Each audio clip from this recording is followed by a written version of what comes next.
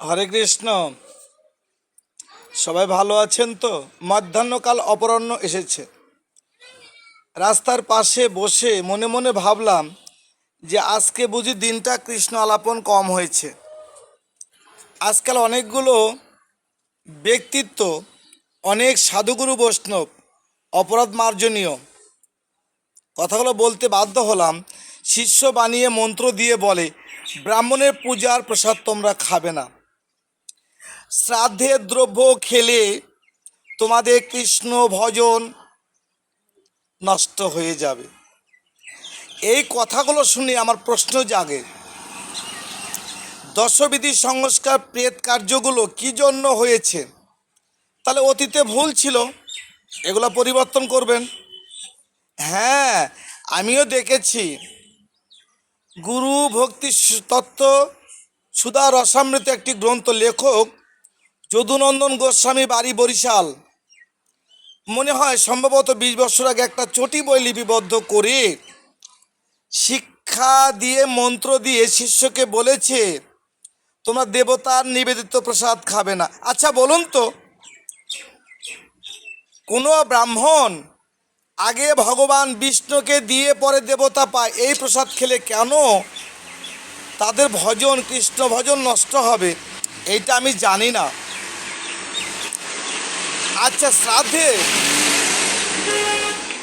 শ্রাদ্ধের দ্রব্য এগুলো যদি খেয়ে ভজন নষ্ট হয়, কৃষ্ণ ভজন কি ছোট্ট ছেলে খেলা নাকি?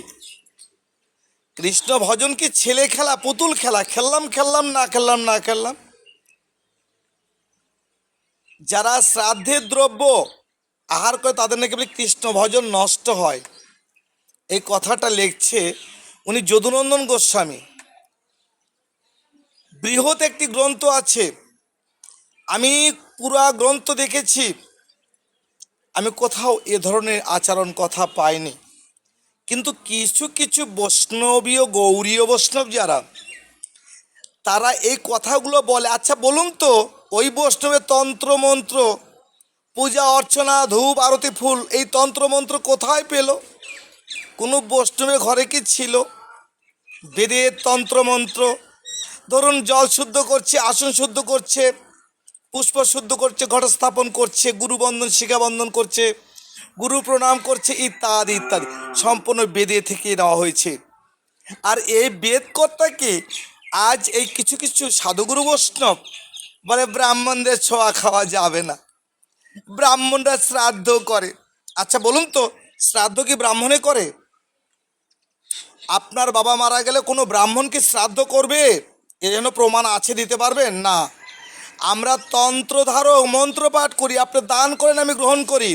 আমার কথাটা আবার শুনে নিন, যোজন যাজন বেদ অধ্যায়ন দান ও প্রতিগ্রহণ সৎকর্ম সদিত্তং তৎসদ ব্রাহ্মণের লক্ষণ। ব্রাহ্মণ যার লক্ষণগুলো আছে, পরের দান গ্রহণ করবার জন্যে আমাদের ব্রাহ্মণের একান্ত অগ্রাধিকার দিয়েছেন, ভগবান শাস্ত্রে প্রমাণ করেছেন। পারলে আমাকে জবাব দেবেন। হরে কৃষ্ণ। ভুল হলে অপরাধ ক্ষমা করবেন, কিন্তু আমাকে জবাব দিবেন, আমি মেনে নেব।